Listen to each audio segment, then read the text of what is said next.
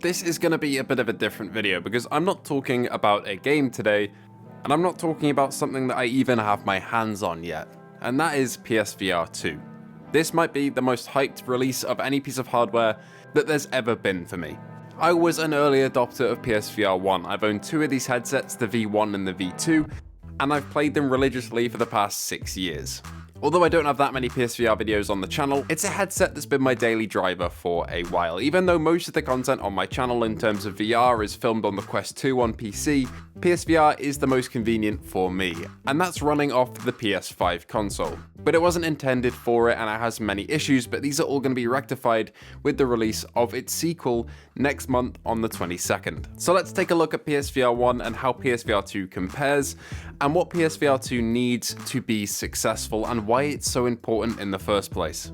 Now, PlayStation VR's flagship headset back in 2016 was a mixed bag. It was striving for the future, yet it used technology from the past, using light tracking on the headset and controllers to determine the player's position, where they move to, and all of their actions. This worked to a certain extent, depending on where your camera was placed, but a big flaw of this was the camera itself. It had to be tracked by an external camera, usually sitting on the top of your TV, at level height with you, the player. If your tracking on your controllers or headset went outside this area, you'd lose tracking completely and your hand would go flying off into the abyss. PSVR2 rectifies this completely by having inside-out tracking, which is a standard for the industry right now. The Quest 2 has it, the Quest Pro has it. Most consumer headsets at the moment use this method of tracking, and that's because it's good. Now, in terms of quality of the headset, I'm not going to get into all of the technical specs because there are a lot of other videos going through those, but what we're looking at is a huge jump in image quality and a lot more features being brought onto the headset. We are looking at a far more detailed display and high-resolution headset than the PSVR1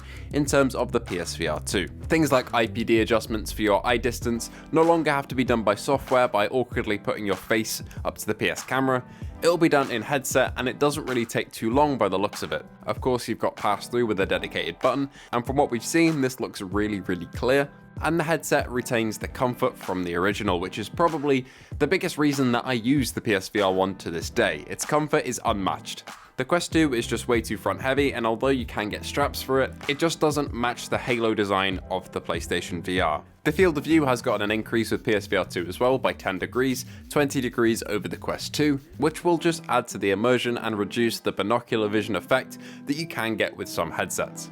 So in terms of hardware, it is a massive step up in every single way, but that's not the only reason to be excited, because the market for PC VR games hasn't been at its highest as of late in terms of the quality of games being put out. People are going towards Quest for their games, therefore developers develop Quest 2 games to fit that market, and we're not really getting anything in terms of visual fidelity that really blows anyone away anymore.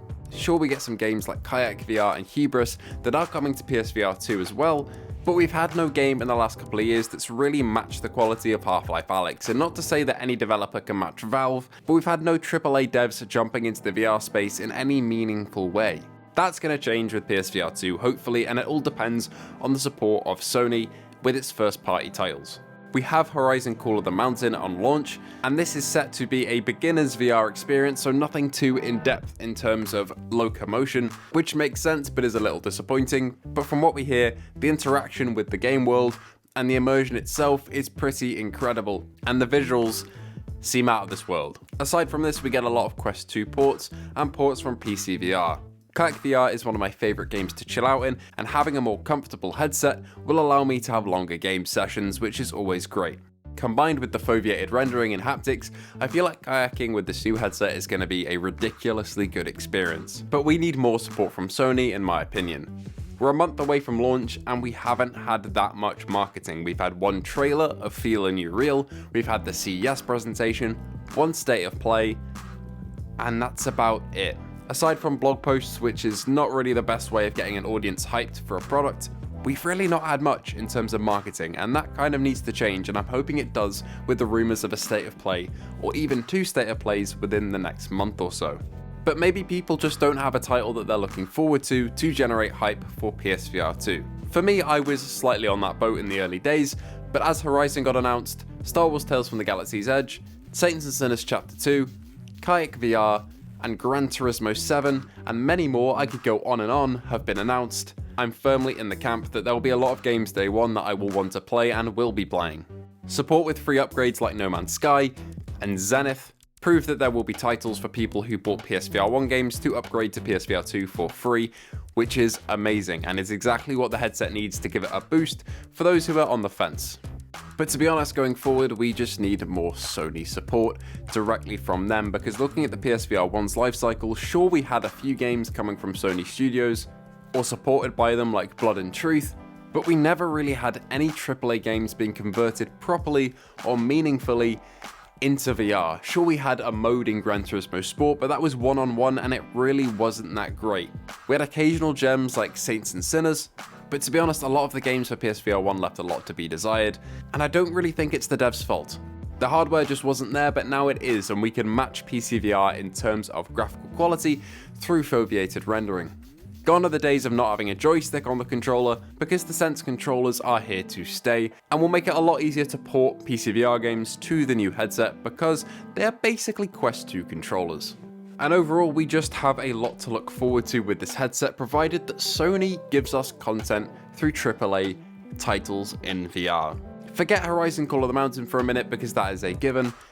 There are so many other titles that could have potential for PSVR2. Think about a fleshed out Spider-Man game, God of War, The Last of Us. These games don't have to be directly ported over to VR, but having a story, even a standalone story, separated from the flat screen game, could be a really meaningful way to get players into VR through the IPs that they love. Anyway, that has been my little rant on PSVR2, why I think it's got some hope for the future and may push VR gaming forward, and a few concerns and hopes for Sony to push the headset in the right direction.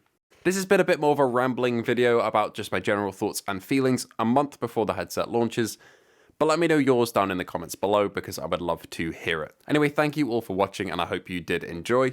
If you want to go check out any of my other VR content, there is a lot of it, so go for it. I also do flat screen stuff, mostly Battlefield, so any interest in that would be appreciated. But I will see you all in the next video, and also hopefully at the launch of PSVR 2.